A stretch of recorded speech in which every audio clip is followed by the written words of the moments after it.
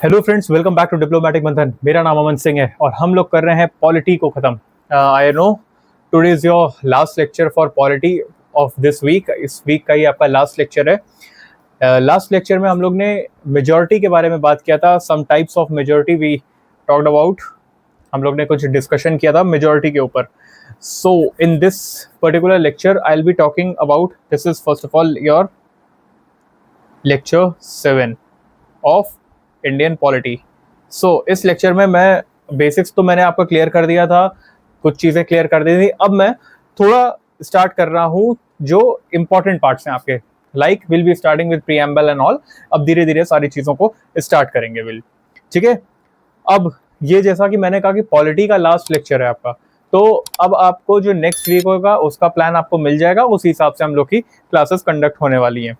So let's start the chapter today. Hope आपको बाकी जो पीछे की वीडियोस थी समझ में आ गई होंगी। Let's start with a question. As you all know, question पूछना मेरा आदत है और क्वेश्चन पूछे बिना मैं आगे प्रोसीड नहीं कर सकता। Tell me, in every federal country there has to be a written constitution। मतलब फेडरल कंट्री अगर वो है कोई एक, in every federal country has, इसमें every लगा लेना, every, wait,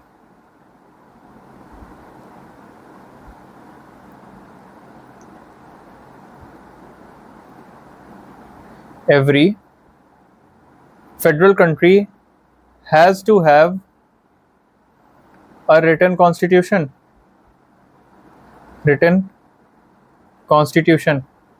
क्या सभी फेडरल कंट्री में, जो मैंने आपको डिफरेंस बताया था ना यूनिटरी और फेडरल के बीच में, रिटन और अनरिटन कॉन्स्टिट्यूशन के बारे में मैंने वो बेसिक्स क्लियर कर रहा था, बट मैं क्वेश्चन आपको ऐसे ही मैं पूछूंगा, क्या फेडरल कंट्री जो होती है वहां पे रिटन कॉन्स्टिट्यूशन होना इज वेरी मच इंपॉर्टेंट, या हर फेडरल कंट्री में हमें रिटन कॉन्स्टिट्यूशन देखने के लिए मिलता है?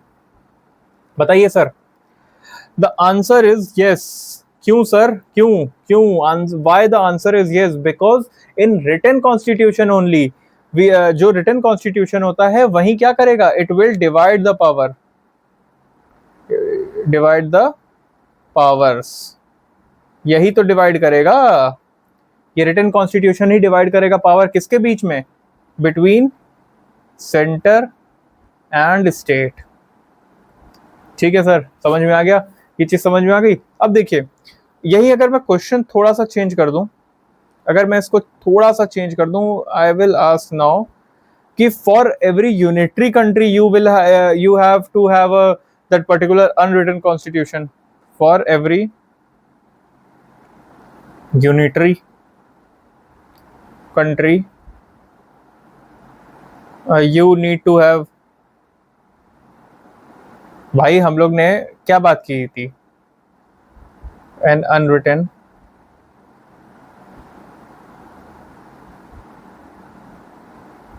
कॉन्स्टिट्यूशन। हम लोग ने क्या बात की थी? हम लोग ने रिटन और अनरिटन के बारे में बात की थी। उसमें हम लोग ने फेडरल कंट्री और यूनिटरी कंट्री की बात की थी। हम लोग ने यही तो डिस्कशन किया था कि भाई जो आपकी रिटन कॉन्स्टिट्यूशन होगा उसमें फेडरल कंट्री होगी। हम लोग ने ये बात की थी, है ना। लेकिन जो हम लोग ने यूनिटरी की बात की थी उसमें क्या बात की थी हम लोग ने, अनरिटन कॉन्स्टिट्यूशन होगा, यूनिटरी पावर जो होगी ऐसा होगा। अब मेरा कहने का मतलब ये है, मेरा क्वेश्चन ये है आपसे कि सर जो भी यूनिटरी कंट्री होगी क्या वहां ऐसा जरूरी है कि वो अनरिटन कॉन्स्टिट्यूशन ही होए? मतलब हर यूनिटरी कंट्री में अनरिटन कॉन्स्टिट्यूशन होगा या रिटन कॉन्स्टिट्यूशन होगा, क्या होगा? सर यूनिटरी कंट्री जो होती है ना, they can have both, they can have both written या अनरिटन। जैसे एग्जांपल आपका फ्रांस है, फ्रांस हो गया, जापान हो गया, सब it can have both written and unwritten. तो ये इसका है। अब चलिए, आज का क्वेश्चन मैंने आपसे पूछ लिया है, अब लेट्स स्टार्ट। तो स्टार्ट करने से पहले मैं कुछ आपको बताना चाहता हूँ। I will start with a particular idea. एक आइडिया है ये, जब मैं प्रिपरेशन करता था तो ये आई एम श्योर ये सभी के साथ हो सकता है, मतलब ये सबके साथ होता भी होगा, बट मैं अपने ऊपर लेके बताता हूँ कि क्या होता था उस time when I was doing my preparation. जब मैं प्रिपरेशन करता था तो भाई जैसे आपकी क्लासेस लगती हैं वैसे ही मेरी भी क्लासेस लगती थी। उस टाइम पे मैंने भी क्लासेस वगैरह ज्वाइन कर रखी थी। तो मेरी जो क्लासेस होती थी उसका टाइमिंग था मॉर्निंग 7:30, सुबह 7:30 बजे मुझे पहुंचना होता था। तो मैं जल्दी जल्दी बस रेडी होके किसी तरह बस भागता था। अब एक रोज़ की बात है, एक रोज़ की बात है कि मैं तैयार होके निकल ही रहा था। It was 7 in the morning, 7 बज रहे थे सुबह के। मैं निकल ही रहा था, तब तक एक लोग मेरे घर आते हैं, एक पंडित जी मेरे घर आते हैं। तो वो आते क्यों हैं? क्योंकि भाई वो क्या लेके आए थे? वो लेके आए थे मेरे लिए शादी का रिश्ता। अब मैंने कहा पंडित जी अभी तो मैं पढ़ रहा हूँ। तो उन्होंने कहा पढ़ कहाँ रहे हो, पढ़ाई तो ओवर हो गई, ये तो कंपटीशन है। बात भी सही थी उनकी, टेक्निकली अगर बात देखा जाए तो वो भी सही थी। तो अब उन्होंने कहा कि भाई अब पढ़ाई तो हो गई है, इस चीज़ के ऊपर भी ध्यान दे लो थोड़ा सा, इट इज़ ऑल्सो इम्पॉर्टेंट। मैंने कहा ठीक है।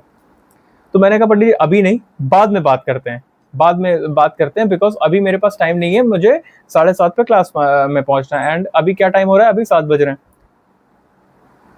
तो उन्होंने कहा अच्छा ठीक है, एक काम करो, थोड़ी सी अपनी वो बता दो कि एक जिस्ट बता दो कि what do you want in a that particular lady, या जिससे आपकी शादी होने वाली है उससे उससे आप क्या चाहते हो, मतलब क्या आपकी एक्सपेक्टेशंस है, वही एक्सपेक्टेशंस।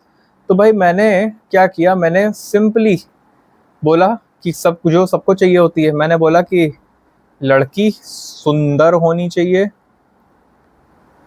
दूसरी भाई क्या जो यही पैरामीटर है शादी करवाने के पहले, यही तो पैरामीटर होता है। मैंने कहा सुंदर होनी चाहिए, सुशील होनी चाहिए, और क्या होनी चाहिए साथ में? होनी चाहिए पढ़ी लिखी। बस मैंने इसको थोड़ा सा स्पेलिंग, पढ़ी लिखी, लिखी, ये 3 चीज मैंने पैरामीटर बता दिया। उन्होंने कहा ठीक है बेटा अब जाओ, तू जा। यही तो पैरामीटर होते हैं, और यही चीज दोनों जेंडर के लिए, मतलब लड़कों के लिए भी यही देखा जाता है और लड़कियों के लिए भी यही देखा जाता है। मैंने बता दिया कि पंडित जी वो सुंदर होनी चाहिए, सुशील तो भाई लड़के है ही हैं, सुशील तो नाम ही रख रहे हैं लड़के, पढ़ी लिखी होनी चाहिए। ठीक है सर। उन्होंने कहा ठीक है। अब दिस पर्टिकुलर थिंग हुई, ये सारी चीजें होती हैं और फिर शादी हो जाती है। अब शादी हो गई, इसके बाद क्या होता है? एक दिन हम लोग ऐसे ही बैठे हुए थे, एंड बातों बातों में, भाई बातें होती हैं, बातों बातों में मैंने देखा कि स्वीट हार्ट, सुंदर तो तुम हो बिल्कुल, एज आई कैन सी, दिख रही हो, इट इज विजिबल कि आप सुंदर हैं, बिल्कुल हैं। सुशील तो बिल्कुल, कुछ टाइम बाद तो, अभी तो फिलहाल जितना टाइम हुआ है उसमें यू आर सुशील, आगे का पता नहीं, फिलहाल के लिए यू आर सुशील। अब एक बात बताओ, पढ़ी लिखी कितनी हो आप? कितनी पढ़ी लिखी हो? मैंने पूछा कि भाई आप कितनी पढ़ी लिखी हो? तो my wife said that I got first class when I was in class first. I got first class when I was in class first. मैंने कहा कम अगेन, फिर से बोलो। उसने कहा कि जब मैं क्लास फर्स्ट में थी, जब मैं क्लास फर्स्ट में थी तो मैं फर्स्ट क्लास से पास हुई थी। मैंने कहा वेरी गुड। फिर उसके आगे, उसके आगे क्या क्या किया? बस कुछ नहीं, उसके आगे कुछ नहीं किया। फिर मैंने क्लास सेकंड थर्ड फोर्थ कुछ नहीं पढ़ा है। I just got first class in class first. अब आप टेक्निकली देखो, ये तो मैं एक्सपेक्ट कर नहीं रहा था। और definitely if you are aspirant of UPSC, you will not be expecting ना दिस, पढ़ी लिखी का this definition. I was not expecting this. अब मेरा तो एकदम दिमाग चकर आ गया कि oh my god what is this, ये क्या हो गया, धोखा हो गया ना मेरे साथ, राइट? तो लेकिन देखा जाए तो टेक्निकली जो उसने कहा, जो उन्होंने मेरे स्वीटहार्ट ने कहा, वो भी कहीं गलत नहीं था। जो टेक्निकली उन्होंने कहा वो गलत तो था नहीं कहीं से। क्यों? क्योंकि जो सेंसस की डेफिनेशन है उसके according she has reached class 1, she can write her name, she can sign, और इस हिसाब से शी इज पढ़ी लिखी। यही तो हुआ। बट ये देखो आप, ये चीज मेरे लिए तो दिक्कत हुई ना, because I was not expecting this much पढ़ा लिखा, इतनी ज्यादा एजुकेशन का मैं क्या करता, राइट? तो प्रॉब्लम ये हुई क्यों? प्रॉब्लम हुई क्यों सर? ये मेरे साथ प्रॉब्लम क्यों हुई? ये जो प्रॉब्लम हुई मेरे साथ, पर्टिकुलर प्रॉब्लम, ये मेरे साथ अगर देखा जाए तो ये प्रॉब्लम मेरे साथ क्यों आई? क्योंकि I just focused on what, I just focused on summary. Summary ये क्या था, ये मैंने पंडित जी को क्या दिया था, ये मैंने पंडित जी को समरी दी थी, समरी। और ये क्या था, details, summary and details, there is a detail. ठीक है, मुझे डिटेल में ये पता लगा ना, मुझे ये जब मैंने देखा कि हाँ ये चीजें ऐसी हैं, तब मुझे पता लगा कि शी सुशील सुंदर, जब मैंने खुद देखा तब पता लगा। समरी क्या थी, दिस जो मैंने पंडित जी को बताया कि पंडित जी सुंदर होनी चाहिए, सुशील होनी चाहिए, एंड थर्ड वन इज पढ़ी लिखी होनी चाहिए। अब अगर आप देखो कि ये जो प्रॉब्लम मेरे साथ हुई, ये प्रॉब्लम क्यों हुई, बिकॉज मैंने किस पे ध्यान दिया, मैंने समरी पे ज्यादा ध्यान दिया एज कंपेयर टू डिटेलिंग। मैंने डिटेल्स पे ज्यादा ध्यान ही नहीं दिया, मैंने जस्ट बोल दिया पढ़ी लिखी, एंड अकॉर्डिंग टू जो सेंसस का डेफिनेशन है उसके अकॉर्डिंग तो शी इज पढ़ी लिखी, because she can write her name and she can sign, वो साइन भी कर सकती है और वो अपना नाम भी लिख सकती है, तो according to this definition particularly ये हो गया। बट एक यूपीएससी एस्पिरेंट जो मैं था, मेरे हिसाब से शी वाज नॉट पढ़ी लिखी, मतलब दैट मच नॉट पढ़ी लिखी, उतना पढ़ी लिखी नहीं थी, तो ये प्रॉब्लम मेरे साथ तभी आई। ठीक है, तो ये कुछ ना कुछ यही तो हुआ कि ये जो समरी थी, समरी ने क्या किया, अब यहाँ पे आप एक पॉइंट मिला मुझे, ये जो समरी थी मेरी, समरी जो थी ना, इसने मेरा टाइम तो बचा लिया, मैं क्लास में टाइम से पहुंच गया, saved my time, saved time, but कहीं ना कहीं दिस ऑल्सो मिसलीडेड मी, मिसगाइडेड मी, इसने मुझे मिसलीड भी तो किया, इसने मुझे मिसलीड भी तो किया, इसने मेरा टाइम तो बचा दिया, मैंने क्लास तो कर ली अच्छे से उस दिन की, लेकिन मेरे को मिसलीड करके एक बहुत ही बढ़िया ट्रैप में फंसा दिया, राइट, जो मैं एक्सपेक्ट नहीं कर रहा था डेफिनेटली, राइट। तो दिस वाज द थिंग, ये सब क्यों हुआ, और ये सब हुआ क्यों, क्योंकि मैंने ज्यादा फोकस किसके किया, मैंने ज्यादा फोकस किया समरी पे, समरी पे ज्यादा फोकस किया, इस वजह से ये प्रॉब्लम आई। अब देखो होता क्या है ना कि कुछ ऐसा ही, कुछ इसी तरीके से आपका कॉन्स्टिट्यूशन भी है, कॉन्स्टिट्यूशन भी इसी तरीके से। सर कैसे, सर ये जो समरी है ना, यही आपका प्रीएम्बल है, और ये जो डिटेल्स है ये आपका कॉन्स्टिट्यूशन है। अब आपको समझ में आ गया होगा, मतलब समझिए, कहने का ये है कि प्रीएम्बल आपने देखा है कभी, आपने अगर प्रीएम्बल देखा होगा कि तो वो कितना बड़ा है, हाफ अ पेज का प्रीएम्बल है, हाफ अ पेज, एक आधे पन्ना प्रीएम्बल का है, राइट। तो अब आप देखो, कहीं ना कहीं ये चीज नहीं नोटिस कर रहे हो कि world's largest constitution, world's largest constitution, और उसका प्रीएम्बल कितने में, half a page, half page का इसका समरी है, समझ गए, हाफ पेज का इसका समरी है।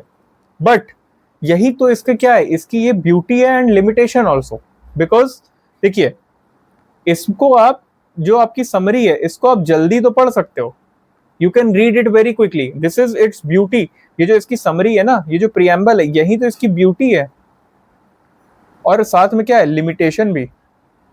ब्यूटी किस हिसाब से, कि आप क्लास तो जल्दी कर लोगे, पढ़ तो उसको जल्दी लोगे, लेकिन जो लिमिटेशन है वो डिटेलिंग नहीं आ पाएगी। अगर मेरे को अभी शायद कॉन्स्टिट्यूशन पढ़ने के लिए दिया जाए वर्ल्ड का, मुझे अगर वर्ल्ड का कॉन्स्टिट्यूशन पढ़ना हो, अगर मुझे वर्ल्ड का, पूरे जितनी दुनिया है, सब सारी कंट्रीज का कॉन्स्टिट्यूशन पढ़ना हो, तो शायद मुझे एक और जन्म लेना पड़ेगा, ये जन्म तो कम पड़ जाएगा, इसके बाद एक और जन्म लेना पड़ेगा, फिर शायद मैं उसको खत्म कर पाऊं, मे बी, राइट। लेकिन मुझे अगर सबका प्रीएम्बल दिया जाए, तो शायद मैं एक दिन के अंदर पूरा, या 2 दिन के अंदर पूरा खत्म कर दूं, तो मुझे कहीं ना कहीं आइडिया लग जाएगा, एक जिस्ट पता लग जाएगा कि हाँ ऐसा ऐसा है। मतलब कहने का है कि इफ इंडिया का प्रीएम्बल देखो, उसमें लिखा है सेकुलर, सेकुलर, तभी तो मुझे पता लग रहा है कि अच्छा, India doesn't follows any religion, right. अगर, या all the religion, India follows all the religion, या तो सेकुलर का मीन्स इंडिया में यह है कि it follows all the religion basically, ठीक है, या तो उसका कोई रिलीजन नहीं, लेकिन इट विल फॉलो, मतलब it will support all the religion. या तो अगर यहाँ कहीं लिखा है, किसी भी प्रीएम्बल में लिखा है इस्लामिक, तो तब तो मुझे पता लग रहा है कि अच्छा इसका रिलीजन है, तो वो मुझे किससे पता लग रहा है, वो मुझे एक जिस्ट पता लग रहा है, किससे, उस समरी से।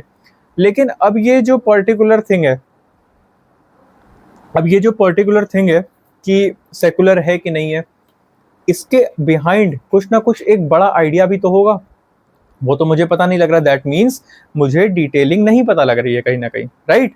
तो मुझे डिटेलिंग नहीं पता लग रही, मतलब जो ये पर्टिकुलर थिंग है, it lacks what, it lacks details, this lacks your detailing lack करती है। ठीक है सर, अब आपको ये होप समझ में आ गया होगा कि किस तरीके से। चलो, हम लोग ने बात की है प्रीएम्बल की बात कर ली हम लोग ने, और दूसरा हम लोग ने बात कर ली कॉन्स्टिट्यूशन की, ये अलग अलग है, हम लोग ने इसकी बात कर ली है। अब मेरा एक क्वेश्चन है इसमें, ये है मेरा, my question is preamble subordinate to constitution और constitution is subordinate to preamble? Preamble is preamble subordinate to constitution? मतलब क्या प्रियम्बल, जो प्रियम्बल है वो कॉन्स्टिट्यूशन से नीचे है? कॉन्स्टिट्यूशन से नीचे है, तो your answer will be yes sir, ये कॉन्स्टिट्यूशन के सबऑर्डिनेट ही है। और ये मैं नहीं बोल रहा हूं, ये कोर्ट ने बोला है, कोर्ट सेड दिस। हाँ, क्यों? अब क्यों? रीजन इज बिकॉज जो कॉन्स्टिट्यूशन है, it gives more clarity,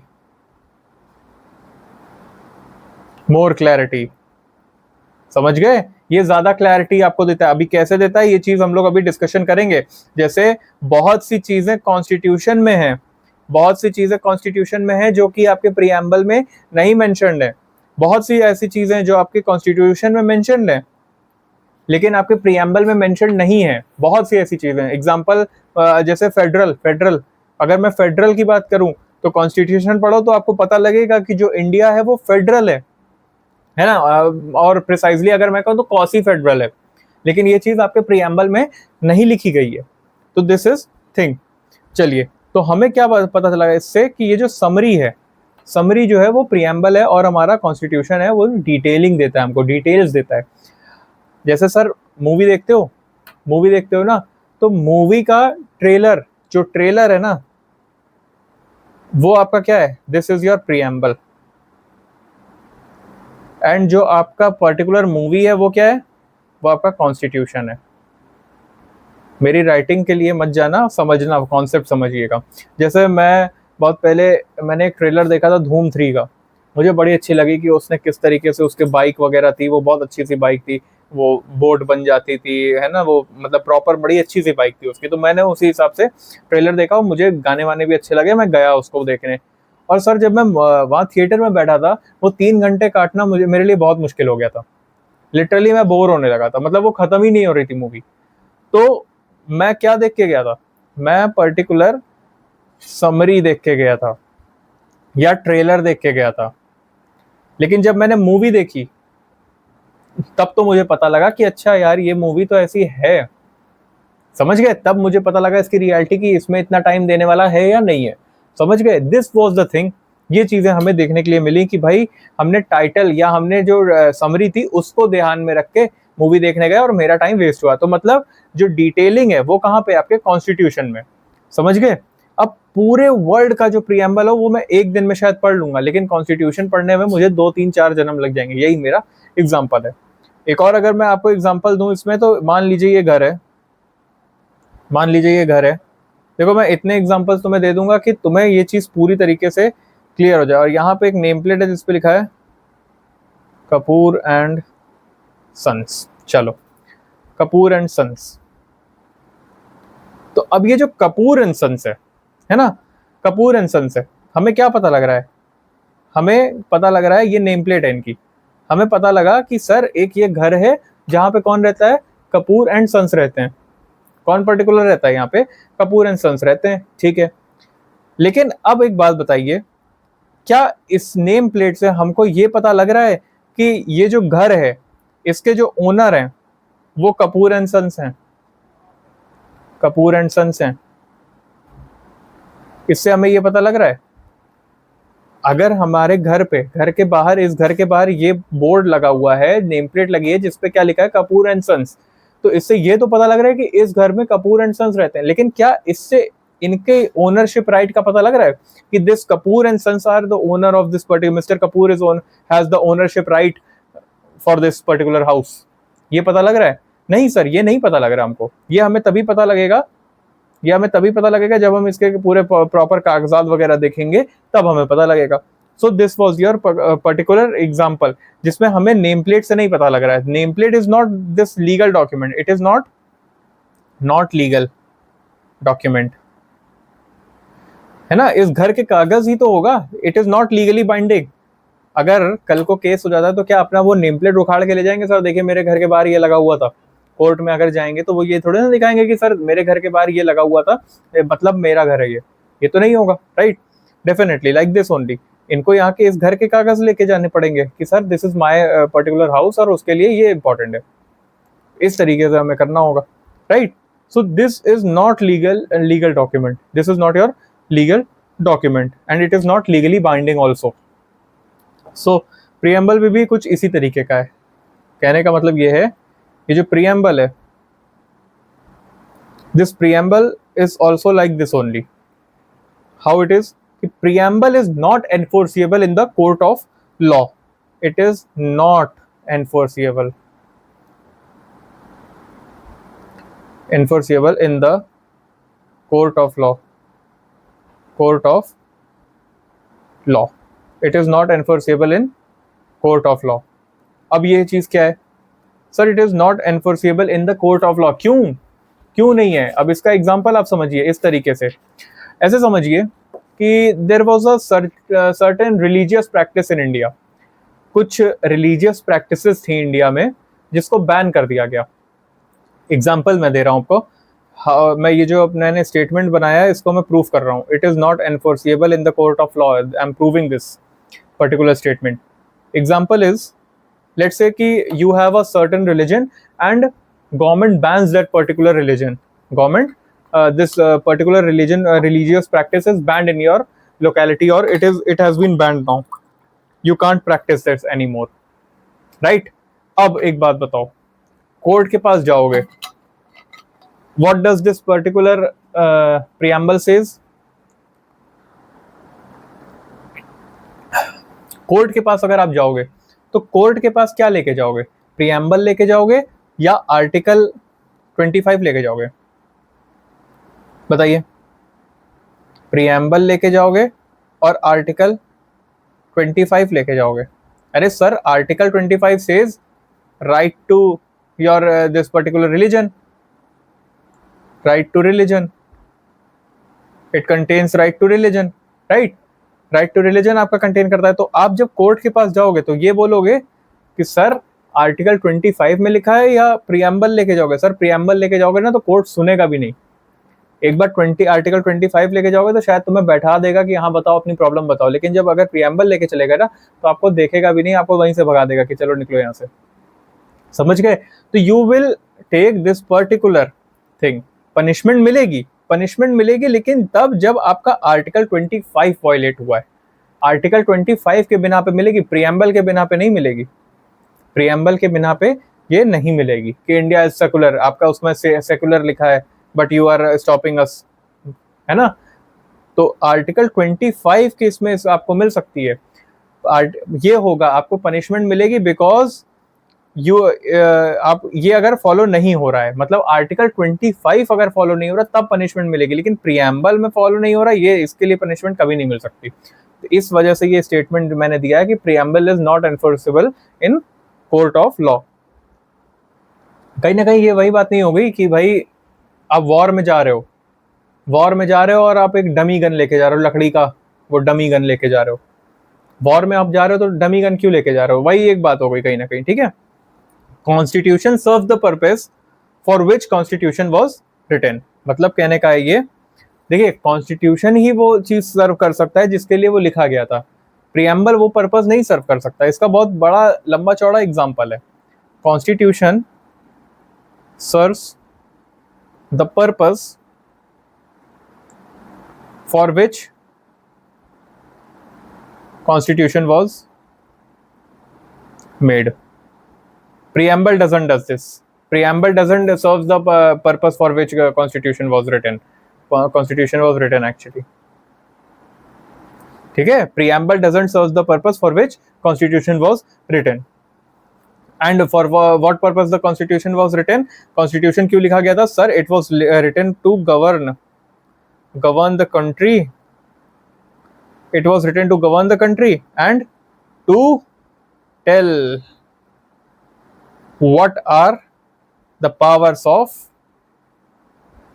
government. सिर्फ इतना नहीं सर, इसके साथ एक और है, what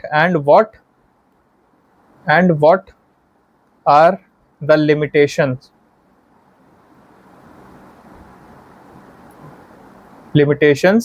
on the power, what are the limitations on the power, ये चीज के लिए बना था।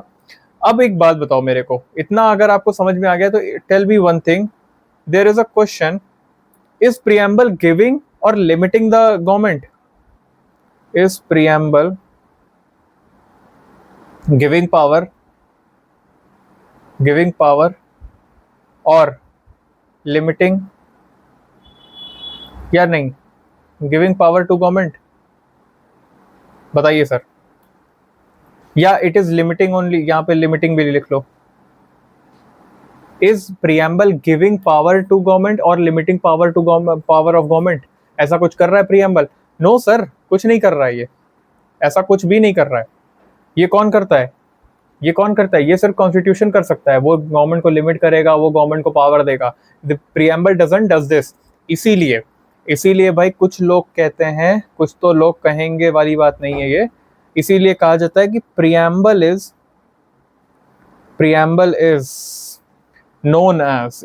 Is simply an ornamental part of constitution. अच्छा एक बात बताओ, इतनी देर से, मतलब कहने का मतलब ये है इसका कि it is just like a model of a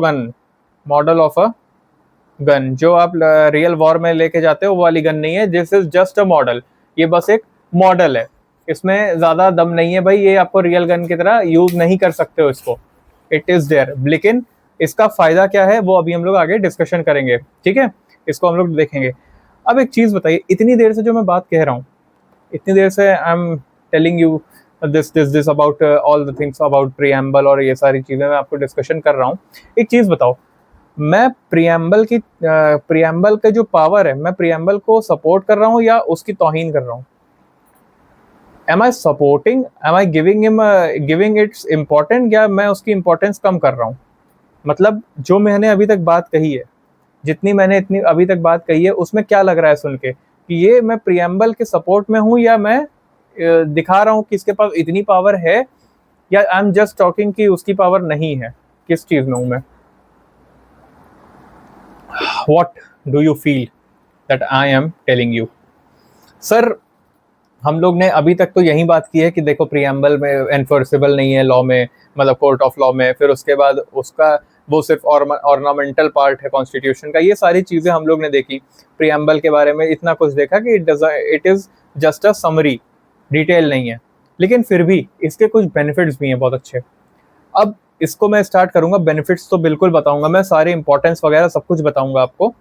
it has a very good weightage, importance बहुत ज़्यादा है इसकी, लेकिन वो इंपॉर्टेंस क्या है I will be telling you in some time, just wait for this. अब एक क्वेश्चन का आंसर दो मुझे, पहले स्टार्ट करने इंपॉर्टेंस की बात करने से पहले कुछ आंसर दीजिए मुझे। एक बात बताइए, क्या हम प्रीएम्बल को हटा सकते हैं? Can we remove preamble? Can we remove preamble? I mean to say, मेरा क्वेश्चन ये है कि is it necessary to for every constitution to have a preamble? Can we remove it? और क्वेश्चन दूसरा इसका है, इसी का दूसरा पार्ट या दूसरे तरीके से, is it necessary for every constitution to have preamble? क्या is it necessary for every particular वो to have a constitution? For every particular constitution to have a preamble? जी बताइए, बोलिए सर, बोलिए जल्दी जल्दी बोलिए, इनमें से क्या लग रहा है आपको? इनमें से क्या लग रहा है answer? Sir answer is no, I mean answer is yes, इसका आंसर इज यस और इसका answer is no. It is not necessary. कहने का मतलब ये है कि ऐसा जरूरी नहीं है कि हर बुक में प्रियम्बल हो या हर बुक में समरी हो। It is not necessary. क्या ऐसा आपने बुक नहीं देखी है जिसमें पर्टिकुलर समरी नहीं होती और फिर भी वो बुक बिक रही हैं? बिल्कुल बिक रही है ना, बिल्कुल हो रहा है। ऐसे बहुत सारी बुक्स हैं जो विदाउट प्रियम्बल है या विदाउट आपके पर्टिकुलर समरी है, लेकिन फिर भी वो बिक रही हैं। तो ऐसी बहुत सी हैं। You see, I will give you example, I will give you a real example. आपको याद होगा government of India act, government of India act 1935। अब ये जो एक्ट था बिफोर इंडिपेंडेंस, इंडिपेंडेंस के पहले ये जो एक्ट था ना, this was constitution of India, constitution of India. And इसमें इसमें प्रियम्बल नहीं था, प्रियम्बल नहीं था, इसमें प्रियम्बल तो नहीं था। तो इट इज नॉट नेसेसरी कि अगर कॉन्स्टिट्यूशन है तो उसमें प्रियम्बल हो ही, ऐसा जरूरी नहीं है। You see every this government of India act was once a constitution for this particular country. India के लिए एक टाइम पे कॉन्स्टिट्यूशन ही था इंडिपेंडेंस के पहले, लेकिन इसमें तो कोई प्रियम्बल नहीं था। तो with this I have prove this कि पर्टिकुलर इसमें कॉन्स्टिट्यूशन के लिए, हर कॉन्स्टिट्यूशन के लिए it is not necessary to have what, preamble. You, अब आपको ये समझ में आ गया होगा। My next question goes to you is this, my question is, अब देखिए ये जो क्वेश्चन है ये थोड़ा सा ट्रिकी है, इसको ध्यान से सुनिएगा। The source of the preamble, preamble is a source of, is a source of power, preamble is a source of power of constitution. ठीक है, पहला स्टेटमेंट ये है, constitution is the source of power of preamble, is a source of power, power of preamble और both. अब बताइए sir इसका क्या होगा answer? Preamble is a source of power of constitution और constitution is a source of power of preamble. हमें power sorry, जो power मिल रही है वो प्रियम्बल से मिल रही है। Constitution, preamble is a source of power of constitution, constitution को जो भी पावर मिली है वो प्रियम्बल से मिली है या कॉन्स्टिट्यूशन की वजह से प्रियम्बल को पावर मिली है? बताइए सर, बताइए बताइए बताइए। और both. Sir the answer is constitution is real source of power, source of power of preamble.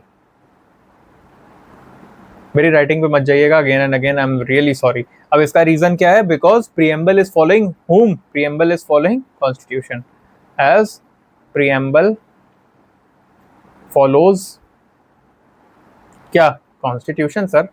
तो कॉन्स्टिट्यूशन को फॉलो कर रहा है अगर प्रियम्बल, तभी तो ये चीजें आ रही हैं। ठीक है, तो this is your particular thing. हमने देख लिया कि इसकी सोर्स ऑफ पावर भी कहाँ से मिल गई। अब देखो यार, इतने पॉइंट्स दे रहा हूँ ना, इतने छोटे छोटे पॉइंट्स दे रहा हूँ, जैसे कि preamble is having its power from constitution only. Preamble के पास जो पावर जा रही है वो कॉन्स्टिट्यूशन की वजह से जा रही है। तो आई am giving you points, just note it down, jot it down. मैंने आपको इसमें देखा जाए तो काफी पॉइंट्स देती हैं। See, I have given you this point, I told you that it is not enforceable in the court of law। फिर उसके बाद मैंने आपको ये भी बताया कि every constitution does not need कि उसमें प्रियम्बल हो ही हो, रिटन में कैसे फेडरल होगा, ये सारी चीजें हम लोग डिस्कस कर रहे हैं इसमें। तो these are your points only, this will help you in answer writing. ये मेंस के आंसर राइटिंग में बड़े हेल्प करने वाले हैं। तो this is the particular thing जो मैं आपको देने वाला हूँ। इसीलिए मैं कहता हूँ कि just jot it down, because I will not dictate everything. मैं हर चीज डिक्टेट नहीं कर पाऊंगा, because we have some time constants, time constants हैं हमारे पास, इस वजह से we will be not be able to dictate you everything, but try to jot it down. ये जो आपके पॉइंट्स है ये कहीं ना कहीं आप ही के पॉइंट्स हैं, आपको समझ में आ रहा है तो ये पॉइंट्स बन रहे हैं आपके, right? From every question I am giving you new concepts. Now one more question, चलो बताओ इसको। प्रियम्बल में वो कौन सी चीज है जो कॉन्स्टिट्यूशन से अलग है against, sorry, preamble contains which of the following, चलो इसी को, contains which of the following thing that is against constitution. ऐसी कौन सी चीज़ है प्रियम्बल में जो आपके अलग जा रही है, जो आपके पर्टिकुलर कॉन्स्टिट्यूशन के अलग जा रही है? बताइए सर, बोलिए बोलिए बोलिए, बताइए। ऐसी प्रियम्बल में कौन सी चीज़ है जो इससे अलग जाती है या इसके अगेंस्ट है? सर नथिंग इज देयर जो कि उससे अलग जाए, जो उससे अलग जाए उसमें ऐसा कुछ नहीं। अरे भाई, जो बेबी होगा उसके अंदर मदर का ही तो डीएनए होगा। बेबी विल हैव मदर का डीएनए ना, बेबी के अंदर मदर का ही तो डीएनए होगा, राइट? तो this is the thing, nothing. लेकिन मान लीजिए कोई ऐसी चीज है जो कॉन्ट्राडिक्टरी है। कॉन्ट्राडिक्टरी मतलब कि जो ऐसा मतभेद हो सकते हैं ना, मतभेद वाली चीज है। कोई ऐसी चीज है जो मतभेद डाल रही है, या एपरेंट, जैसे एपरेंट कॉन्ट्रडिक्शन कहते हैं, और एपरेंट हमें लगा वाला, कि भाई हमें लग रहा है कि ये चीज गलत है, प्रियम्बल में अलग है और इसमें अलग है। तो फिर उसमें क्या, उस केस में क्या होगा? द कॉन्स्टिट्यूशन शैल प्रिवेल, मतलब कॉन्स्टिट्यूशन की बात सुनी जाएगी। उसमें जो भी होगा कॉन्स्टिट्यूशन शैल प्रिवेल। मतलब कहने का है कि अगर if there is a tussle या इफ देयर इज अ लड़ाई बिटवीन प्रियम्बल एंड कॉन्स्टिट्यूशन, तो हम लोग को किसकी बात सुननी है? हमें कॉन्स्टिट्यूशन की बात सुननी है। समझ गए? Because constitution is a detailed version. अब इसके एग्जाम्पल्स भी हैं, जैसे अगेन सेक्युलरिज्म, या अगेन राइट टू लाइफ। ये सारी चीजें जो हैं इसमें, सेक्युलरिज्म की अगर मैं बात करूं या लिबर्टी की बात करूं, ये सारी चीजें दी हुई हैं आपके प्रियम्बल में। बट लिबर्टी किस हद तक, वो प्रोसीजर एस्टेब्लिश बाय लॉ से हटाई जा सकती है आपके, ठीक है? तो ये सारी चीजें हमें किस में पता लग रही हैं? हमें कॉन्स्टिट्यूशन से पता लग रही है। लिबर्टी तो अपनी जगह है, लिबर्टी अब उस प्रियम्बल को देख के तो यही लगेगा ना कि लिबर्टी है हमारे पास, बट लिबर्टी किस सेंस में है ये भी आपको किससे पता लग रहा है? ये कॉन्स्टिट्यूशन से। So if there is anything, if there is a contradiction between the both preamble and constitution, तो which will prevail? Constitution will prevail. This is also a very important point that I have given you. अब देखिए क्या होता है, अब समझिए, इस तरीके से समझिए इसको, ये आपको समझ में आ गया, फॉर्मर शैल प्रिवेल। अब होता क्या है कि भाई जब हमारा संविधान बना, संविधान वगैरह सब कुछ बना, हमारा सारी चीज़ें प्रॉपर हुई, तो एक चीज़ आई, क्या आती है? जो हमारी सरकार थी, जो हमारी कॉन्स्टिट्यूएंट असेंबली थी, अब इसमें होता क्या, इन्होंने एक प्रोविजन डाला था, क्या? 15 क्लॉज 1। और 15 क्लॉज 1 क्या कहता है? 15 क्लॉज 1 कहता है state shall not discriminate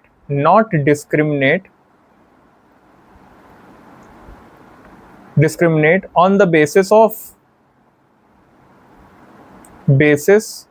of caste. ये किसने बोला? ये 15 क्लॉज 1 ने बोला। इसने बोला state shall not discriminate on the basis of caste. Caste के उस पे बेस पे ये चीज नहीं होनी चाहिए। समझ गए? अब this is the thing, state shall not discriminate on the basis of caste, ठीक है? अब चलो, होता क्या है इसमें, हुआ क्या? इसमें क्या हुआ कि इट वाज, बाद में हमने पार्लियामेंट का देखा। बाद में पार्लियामेंट क्या करता है? बाद में पार्लियामेंट ने बाद में क्या किया?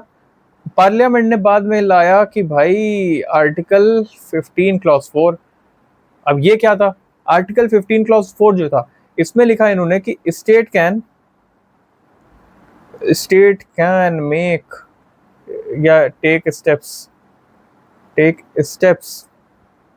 फॉर एडवांसमेंट ऑफ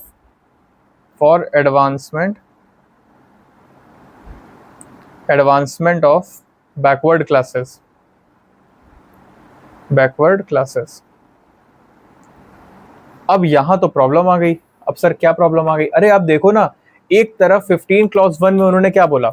15 क्लॉज 1 में उन्होंने बोला कि state shall not discriminate on the basis of caste, ये बोल दिया। लेकिन उसके बाद पार्लियामेंट लेके आती है भाई कि state can take steps for the advancement of backward classes. तब ये तो प्रॉब्लम हो गई ना। ये देख रहे हो ना, दोनों कहीं ना कहीं कॉन्ट्राडिक्टरी तो है। ये जो दोनों हैं, they are contradictory to each other. एक तरफ कह रहे हो कि हम कास्ट के बेस पे डिस्क्रिमिनेट नहीं करेंगे, दूसरी तरफ कह रहे हो कि हम बैकवर्ड क्लासेस के लिए भाई कुछ भी एडवांसमेंट के लिए हम स्टेप्स ले सकते हैं। तो ये तो कहीं ना कहीं वही हो गया ना, ये तो क्या हो गया? कॉन्ट्राडिक्शन हो गया, बिल्कुल। अब लोग जज के पास गए। जज के पास गए और इत्तेफाक से जज मैं हूँ जज मैं हूँ। तो अगर मैं जज होता तो मेरे पास कितने ऑप्शंस होते? दो ऑप्शंस। एक क्या ऑप्शन है, पहला ऑप्शन क्या हो सकता था इसमें? इसमें पहला ऑप्शन ये हो सकता था कि भाई मैं कोई भी एक लॉ लूं और उसको हटा दूं। मतलब कोई भी इसमें से एक लॉ अगर मैं हटा देता हूं तो चीजें ठीक हैं, राइट? ये चीज हमने देख ली कि इसमें से अगर कोई भी एक लॉ हटा दिया जाए, एग्जाम्पल 15 क्लॉज 1 हटा दिया तो भी कोई दिक्कत नहीं है, और 15 क्लॉज 4 हटा दिया तो भी कोई दिक्कत नहीं है। मतलब ऐसा है ना कि अगर मान लीजिए एक बारूद और एक माचिस है, बारूद है और आग है, सॉरी, ठीक है, वो ऐसे पास में रखे हैं, उनको मैंने दूर दूर कर दिया तो प्रॉब्लम ही खत्म। अब तो आग नहीं लगेगी ना, ब्लास्ट नहीं होगा। हाँ, दूसरे विचार के व्यक्ति हो तो बिल्कुल आप उसको पास में कर दोगे, मिला दोगे, राइट? लेकिन मेरा काम क्या है कि उसको अगर मैं दूर दूर रख देता हूँ तो कोई दिक्कत नहीं होगी, ठीक है। ये तो हमने समझ लिया कि अगर भाई बॉम्ब है, माचिस है, उसको मिक्स कर देंगे तब तो वो आग ही लग जाएगी ना, फिर तो आग लगना तय है। लेकिन अगर हमने ऐसा किया कि हमने उसको दूर दूर रख दिया तो अब वहां पे एक भी चीज अगर मैंने हटा दी, बॉम्ब और माचिस है, मैंने उसमें से या तो माचिस हटा दी या मैंने आग हटा दी या तो मैंने बारूद हटा दिया, तो फिर तो प्रॉब्लम सॉल्व। वहां माचिस रखे रखे एकदम से नहीं ब्लास्ट कर जाएगी या बारूद अपने आप ब्लास्ट नहीं कर जाएगा, right? This was the thing. ये मेरे पास पहला ऑप्शन था कि इन दोनों में से कोई एक लॉ उठा के उसको हटा दीजिए, ये एक मेरे पास ऑप्शन आ गया। फिर दूसरा ऑप्शन भी है एक। अब दूसरा ऑप्शन क्या है मेरे पास? I will try to harmonize. Harmonize का मतलब है कि मैं प्रूफ करूंगा। मैं क्या प्रूफ करूंगा कि सर ये जो दोनों लॉ है ना, ये जो दोनों लॉ की आपने बात की है, ये जो लॉ है और ये लॉ है, ये दोनों एक दूसरे के अगेंस्ट है ही नहीं। अगर मैंने ये प्रूफ कर दिया मतलब कि सर ये जो आग है ये बारूद है, ये आग जो है ये बारूद को ब्लास्ट करवा ही नहीं सकती है, बारूद से जल ही नहीं सकता, मतलब बारूद जल ही नहीं सकता इस आग की वजह से। इनफैक्ट ये तो बारूद को डबल करने का एक तरीका है। अगर मैंने ये प्रूफ कर दिया, इसमें अगर मैंने क्या कर दिया, हारमोनियस, इसमें हमने हार्मोनाइज करवा दिया इसको, हार्मोनाइज। अगर मैंने इसको हार्मोनाइज कर दिया, I will try to harmonise them, मतलब इफ मैंने ये प्रूफ कर दिया कि ये जो दोनों लॉ हैं, ये दोनों लॉ जो हैं ये एक दूसरे के अगेंस्ट है ही नहीं, दिस इज फॉर गुड, ये अच्छी चीज है, तब तो मेरा काम बन गया। समझ गए? ये चीज समझ में, मेरा काम बन जाएगा फिर। अगर मैंने इन दोनों को अगेंस्ट, जो ये अपने दिख रहे हैं जो अगेंस्ट, अगर मैंने ये प्रूफ कर दिया कि ये एक दूसरे के अगेंस्ट नहीं है, तब भी मेरा काम बन जाएगा। अब देखिए, ऐसे समझिए, my mother use to work, she was a working lady. अब होता क्या है कि कभी आप नोटिस करना ये चीज, आप अपनी मम्मी से कुछ भी कहोगे ना तो वो तुरंत पूरी हो जाएगी। एग्जाम्पल, जैसे you will ask for 100 rupees, she will give you तुरंत, शी विल गिव यू। आप फादर से मांग के देखो वही चीज आप फादर से मांग के देखो, 10 रुपए और 10 सवाल। लेकिन आप वही चीज अगर कुछ ऐसी है जो 100 रुपीज मांग के देखो मदर से, आप वो तुरंत आपको मिल जाएगी, कोई बात नहीं, चलो लेते हैं। तो मैंने लव का मीन्स यही समझा कि love is what, your mother. मतलब असली प्यार तो यहीं से मिलता है। बिल्कुल सर, ठीक है, वो यहीं से मिला। अब होता क्या है कि उनसे हर जो भी चीज मैं डिमांड करता था वो मुझे मिल जाती थी, बहुत आराम से मिल जाती थी, मतलब एकदम आराम से, कोई प्रॉब्लम नहीं आता था। शी यूज्ड टू से हाँ चलो मस्त, एकदम चलते हैं, लेके करवा देते थे, सारे काम हो जाते थे, ठीक है। तो अब ये समझिए, ऐसा हुआ कि this was the thing, god are parent, मतलब पेरेंट्स आर गॉड वाली चीज थी, ठीक है। तो ऐसी चीजें हुई कि मैंने कहा कि नहीं यार ये तो मस्त चीज है ना। एक दिन होता क्या है कि देयर वॉज अ पर्सन, मैंने यही समझा कि यार mother will give you everything, she will give you everything, what ever you will ask वो मिल जाएगा। तो मुझे लगा कि जो मदर है वो मुझे बहुत अच्छे से प्यार करती है, मतलब she loves you, she really loves you, उसमें कोई और प्रॉब्लम नहीं है। उसमें कोई, पापा जी का तो अलग सीन है, फादर का तो सीन ही अलग है, लेकिन मदर लव्स यू एकदम पूरा by the depth of her heart. ये मुझे लगता था जब मैं छोटा था। लेकिन होता क्या है, एक दिन there was a balloon seller, जो बलून वेंडर जो नहीं होते, जो जाते हैं सड़क पे, पहले उस टाइम पे ऐसे ही बेचते थे। तो मैंने देखा कि वो बलून बेच रहा है और बलून बेचते बेचते एक बीड़ी पी रहा, बीड़ी, उसने बीड़ी पी के ऐसे फेंक दिया। और मेरा जो माइंड था वो इतना अच्छा था, वो गया, मैंने बीड़ी उठाई और बीड़ी मैं मस्त, there was a cot in my house, cot मतलब वो खटिया नहीं होती है, उसके पीछे बैठ के मैं ऐसे एक कश मारा मैंने भी। मैंने सोचा देखता हूँ क्या, और जैसे ही मैंने कश मारा तब तक तो एक फ्लाइंग चप्पल आई और मेरे गाल पे लगी छाट से। और उस दिन मेरा सारा एकदम, मैं शॉक में चला गया कि सर, मतलब उस दिन ऐसा हुआ कि उन्होंने मेरे को मतलब फिर लगातार मारा, फटाफट फटाफट फटाफट लगातार मारा। लगातार मारने के बाद sir, she didn't beat me, she actually washed me. उन्होंने मुझे मारा नहीं, उन्होंने मुझे धोया और खूब धोया। और उस दिन मेरे जो भ्रम था वो सारा टूट गया। मतलब फिर तो मुझे समझ में आया कि नहीं नहीं यार, she actually doesn't loves me इतना ज़्यादा। बट ठीक है, अब ये जो 15 क्लॉज 1 है ये क्या है, लव है। और ये 15 क्लॉज 4 क्या है, यही तो है आपकी पिटाई। ठीक है, मतलब एक तरफ तो यू लव अस, कहने का मतलब है एक तरफ यू शो अस लव, और दूसरी तरफ तुमने इतना मारा मुझे सिर्फ एक बीड़ी पीने के लिए, है ना। तो अब द थिंग इज, इसमें ये चीज आई कि सर इतना क्यों मारा। ठीक है, this was the particular thing. 15 clause 1 will tell you that एक तरफ you are loving us and at the other end you are beating us. The thing was this. और मुझे समझ नहीं आया कि मुझे ये समझ में आ गया कि she doesn't loves us, she doesn't loves me. भाई जो इंसान एक बीड़ी पीने के लिए इतना मार सकता है तो फिर क्या ही वो उससे आप प्यार की उम्मीद करोगे। लेकिन प्रॉब्लम क्या हुई, प्रॉब्लम इन द सेंस कि एक पॉइंट आया, लेकिन जब मैं मैच्योर हुआ तब समझ में आया कि यार there was a reason. Superficially तो ये दोनों अगेंस्ट हैं, सुपरफिशियली तो ये सारी चीजें अगेंस्ट थी। तब मुझे समझ में आता है कि मैच्योर होने पे कि नहीं भाई, this was wrong for my health only. भाई दूसरी चीज, समाज में इज्जत नहीं कम होती भाई, नाम ना खराब होता घर का, ये सारी चीजें थी। तो मतलब कहीं ना कहीं she use to beat me, उन्होंने मुझे धुला तो, लेकिन उसका जो गोल था वो कहीं ना कहीं कॉमन था, फॉर माई एडवांसमेंट ओनली, मेरे ही अच्छे के लिए उन्होंने मुझे पीटा था। सो इसी तरीके से यहाँ पे आपका 15 क्लॉज 1 और 15 क्लॉज 4 है। इनका गोल क्या है, वेलफेयर। कैसे, गोल is common, how this goal is common, ये मुझे प्रूफ करना है। अब एससी भी जो सुप्रीम कोर्ट है वो भी यही करेगा। बट देखो आप कैसे, मतलब इनके जो गोल है ना वो तो कॉमन है। कॉमन क्या है, मतलब वेलफेयर।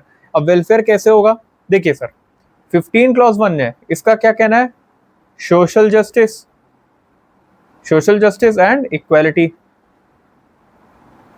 अब देखिए 15 क्लॉज 1 ने सोशल जस्टिस एंड इक्वालिटी बोला, ये अचीव करना है, इसका गोल है, ये गोल हमको अचीव करना है। लेकिन आप ऐसे समझो कि एक ग्रुप यहाँ पे और एक ग्रुप यहाँ पे है, एक ग्रुप यहाँ इस टॉप पे है और एक ग्रुप यहाँ पे है। तो अगर इनको भी इक्वली हमने ट्रीट किया तो ये भी तो गलत है। अगर एक ग्रुप यहाँ पे और एक ग्रुप यहाँ पे है तो इनको भी तो अगर मैंने इक्वली ट्रीट कर दिया तो ये भी तो कहीं ना कहीं प्रॉब्लम है, ये भी तो गलत है। और इससे तो इनइक्वालिटी और बढ़ जाएगी, इनइक्वालिटी ही बढ़ती चली जाएगी। सो इनको मतलब कैसे ट्रीट करना होगा, इनको, ये जो बैकवर्ड है इनको पहले हमें बराबर लाना होगा। Now they will be treated equally. और जब ऐसा होगा तब इट विल सपोर्ट, समझ गए, इट विल प्रिवेल क्या, सोशल जस्टिस एंड इक्वालिटी। तो कहीं ना कहीं ये अगर मैं देख रहा हूं तो इससे इनइक्वालिटी ही तो बढ़ रही है। तो इसी के सपोर्ट में कौन आता है, 15 क्लॉज 4, समझ गए। सब it will support them till they become equal, to support till they become equal.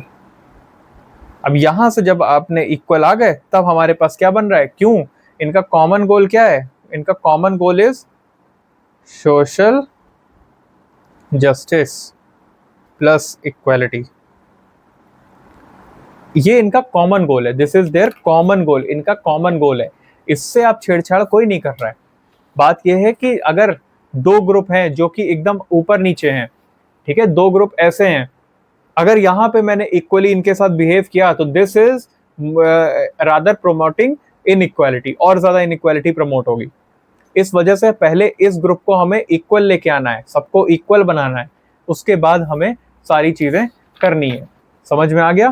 तो this was the particular thing. इस वजह से आपका जो भाई मम्मी वाला एग्जाम्पल, इसी वजह से आपको ये चीज डाली गई थी। अब समझ में आया कि ये दिख तो रहा है कॉन्ट्राडिक्टरी, मतलब मम्मी मुझे पीट तो रही है बहुत ज्यादा, लेकिन वो किसके लिए है, वो मेरे लिए ही है, फॉर माई बेटरमेंट ओनली। समझ गए, इनका गोल कॉमन है। गोल कॉमन क्या है कि भाई मैं एक अच्छा सभ्य लड़का बन पाऊं। तो मम्मी का पीटना और मम्मी का वो चॉकलेट दिलाना, that was both equal only for what, मेरे ही एडवांसमेंट के लिए, मेरे को खुशी मिले, या मैं जब बीड़ी पी रहा हूँ तो मुझे जब पिटाई मिली तो क्यों, because the goal was common, एक सभ्य समाज में सभ्य लड़के का जन्म हो, ऐसा इनका गोल था, तो मतलब गोल वॉज कॉमन। तो इसी वजह से देखा जाए तो 15 क्लॉज 1 एंड 15 क्लॉज 4 ये देखने में तो कॉन्ट्राडिक्टरी हैं, these are contradictory, but their goal is common, goal is common, और यहाँ बट लगा लेना, but their goal is common. And what is their goal? Their goal is social justice and equality, social justice and equality. और ये दोनों preamble में mentioned भी हैं सर, ये दोनों, these are mentioned in preamble, these are mentioned in preamble, ये mentioned भी हैं। तो दिस वाज थिंग, ये चीज हम लोग ने देख ली कि सर इस तरीके से कि भाई सोशल जस्टिस एंड इक्वालिटी वगैरह मेंशन है, तो ये जो है ये हम लोग क्या कर रहे हैं, ये जो आपका सोशल जस्टिस है, सोशल इक्वालिटी है, हम लोग किसके थ्रू अचीव कर रहे हैं? इसके थ्रू। लेकिन अब आप सोचो एक चीज कि इसको आप सिर्फ यहां से पढ़ते, अगर आप सिर्फ प्रीएम्बल पढ़ते इक्वालिटी, तो आप कैसे ट्रीट करते? इनको इक्वल ट्रीट करते, और इनको इक्वल ट्रीट करने का मतलब है इनइक्वालिटी को और ज्यादा बढ़ा देना। तो rather for achieving equality you are actually promoting inequality. अगर आप इनको इक्वल ट्रीट कर रहे हो तो ये कहीं ना कहीं क्या हो रहा है, ये इनइक्वालिटी को ही तो प्रमोट करते चले जा रहे हैं। This was the thing. अब आपको समझ में आ गया होगा कि किस तरीके से प्रीएम्बल है, और ये पर्टिकुलरली प्रीएम्बल के ऊपर हम लोग ने काफी कुछ आज डिस्कशन किया है। I hope this much will be clear to you, इतना आपको क्लियर हो गया होगा, कोई प्रॉब्लम अब इशू नहीं आ रहा होगा। अगर कुछ भी इशू है तो just give me a comment, उसमें आप कमेंट कर दीजिए, मैं इसका जो सोल्यूशन होगा वो नेक्स्ट वीडियो में आपको पर्टिकुलरली समझा दूंगा, राइट। अभी के लिए इतना ही रखेंगे, because I know the lecture is getting little bit lengthier, और धीरे धीरे देखो ये बढ़ेगा। दिस इज बिकॉज अभी आपने स्टार्ट किया है, तो मैं भी नहीं चाह रहा हूँ कि बहुत ज्यादा हेक्टिक शेड्यूल बन जाए आपका, बट धीरे धीरे ये चीजें बढ़ती ही जाएंगी, राइट। इतना अभी आप समझिए।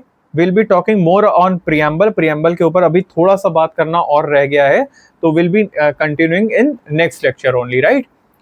आई होप इतना कुछ क्लियर हो गया होगा, बिकॉज आज का जो लेक्चर था वो थोड़ा इंपॉर्टेंट था। सो एक बार आप जरूर इसको रिवाइंड कर करके इसमें से पॉइंट्स जरूर ले लेना। इफ यू आर वॉचिंग तो इस चीज को ना, इसमें पॉइंट जरूर ले लेना, because points are very much important. I am giving you classes free of cost, इस पे यूट्यूब पे आपको प्रॉपर मिलेगी क्लासेस। इसमें you can make notes and you can do anything with this, and these are just enough for you. इसमें it will be enough for you, particularly you, ठीक है। So with this I will be ending this lecture. जो भी आपको issue आएगा वो आप मेरे को अपना कमेंट बॉक्स में बता देना, मैं उसको ज़रूर उसको ले लूँगा, आपके नेक्स्ट वीडियो लेक्चर में मैं उसको ज़रूर वो करूँगा, उस पर बात करूँगा, ठीक है। So will be meeting you in next video, तब तक के लिए जय हिंद।